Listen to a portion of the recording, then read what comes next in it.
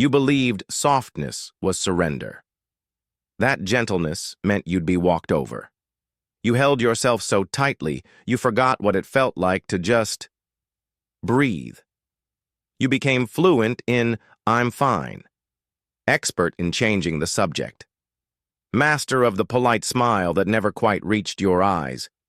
You perfected the art of disappearing behind the mask. You mistook hardness for strength, believed that needing care meant you were failing. But strength without tenderness is just rigidity wearing a mask of control.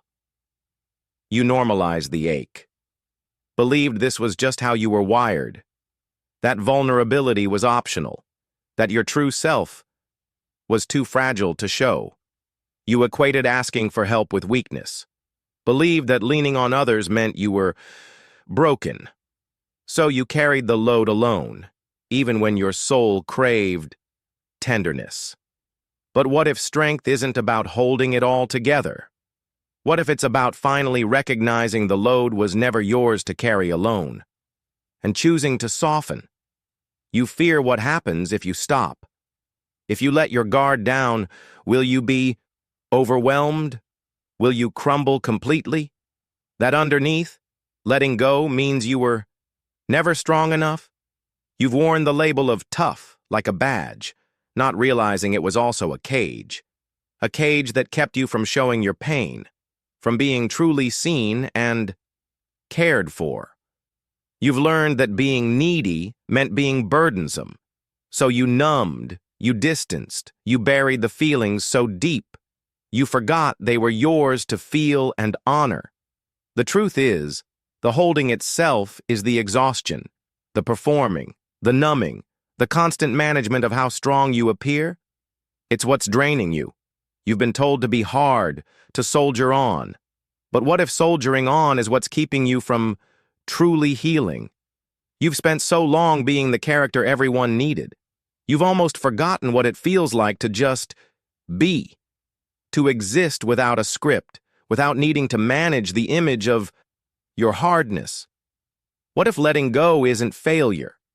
What if it's the bravest act of self-respect you can offer? What if it's the first step towards real softness? You are not too fragile. You are not broken. You are human. And being human means having limits, having needs, having a right to exist without constant fortification. Real strength, real resilience isn't built on your performance of toughness. It's built on your presence, exactly as you are, messy, complex, and whole. Healing is not about erasing the past. It's about integrating it, making peace with the part of you who learned to be hard, and giving her permission to rest, to feel, to be tender. You are allowed to be tired. You are allowed to be uncertain. You are allowed to take up space without apology. You are allowed to be soft. This isn't about becoming someone new. It's about remembering who you were before the world taught you that strength meant silence. It's about coming home to yourself. You don't have to hold it anymore. You don't have to pretend. You don't have to be perfect. You can start right where you are, honoring the part of you that's been waiting to soften. Start listening again, to your body, to your boundaries, to that small voice that whispers, "This doesn't feel right." It's time to stop normalizing what harms you and start honoring what heals you.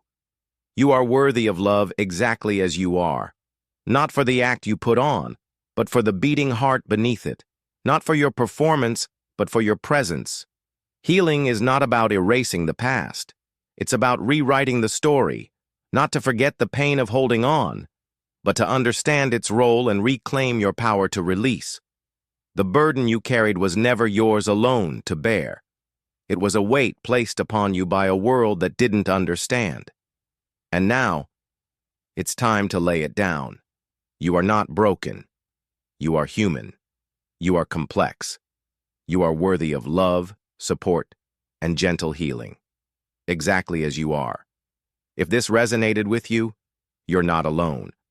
Sometimes the deepest wounds are the quietest.